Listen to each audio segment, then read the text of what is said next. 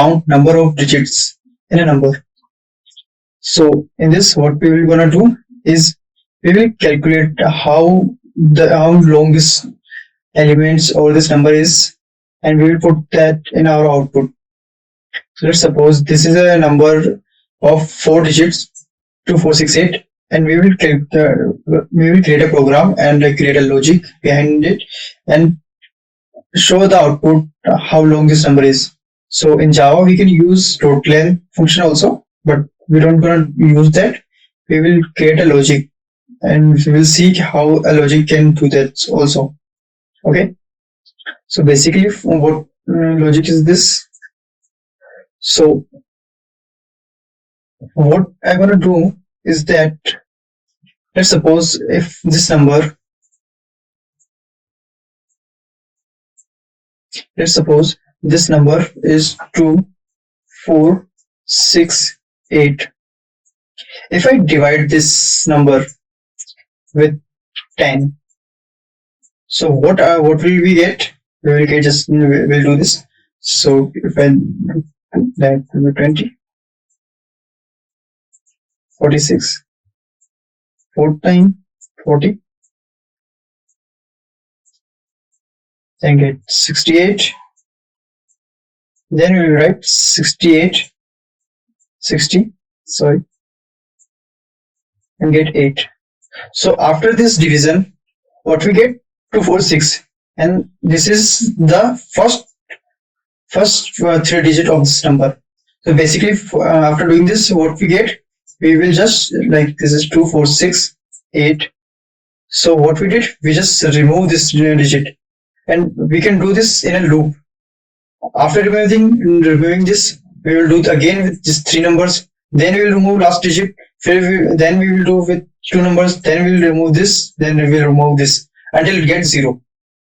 And each and every time when I remove the last digit, I will count that, and so that we will do a count plus plus.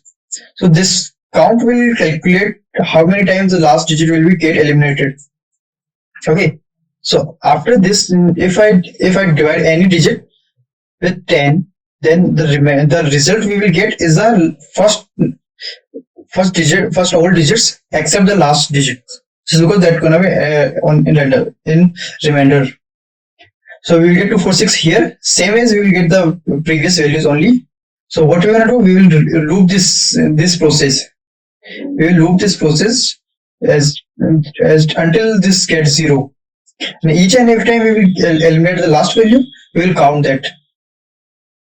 I hope you understand that. More we can see in our code. So let's jump on our code panel. Here, firstly we will create our class main.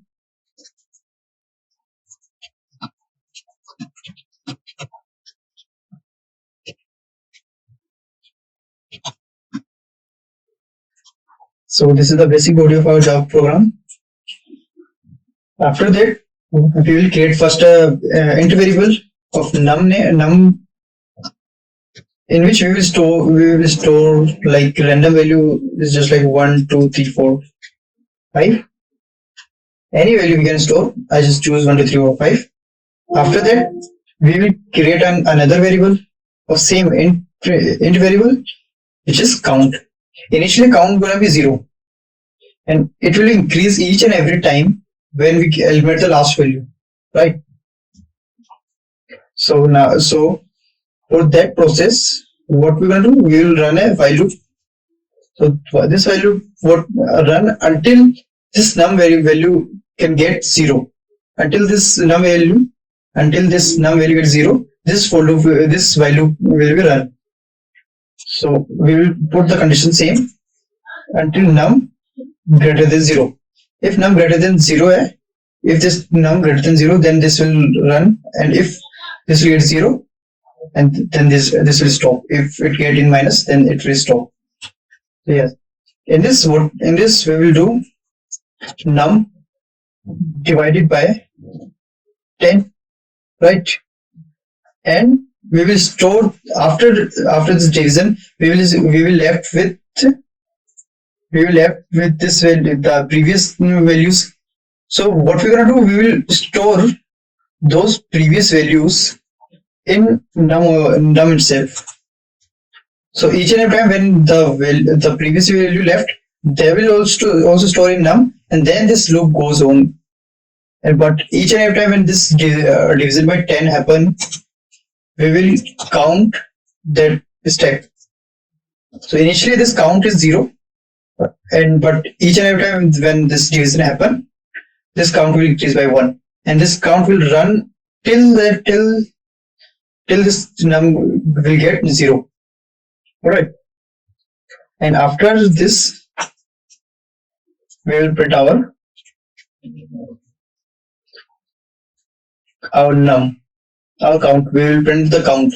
This will count is store the number of times this division happen, and the number of time this division happen is equals to the number of time the length or the count of this value have, this num have. Initially here we have 5 values, so this count will store the 5.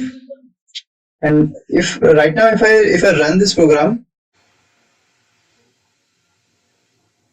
yeah, if I run this program, then we will get here 5. Okay, just what we have here 5, and this is the logic. If I change the values, like if I get random values just like this is a random value. If I put this values, and again if I run this program,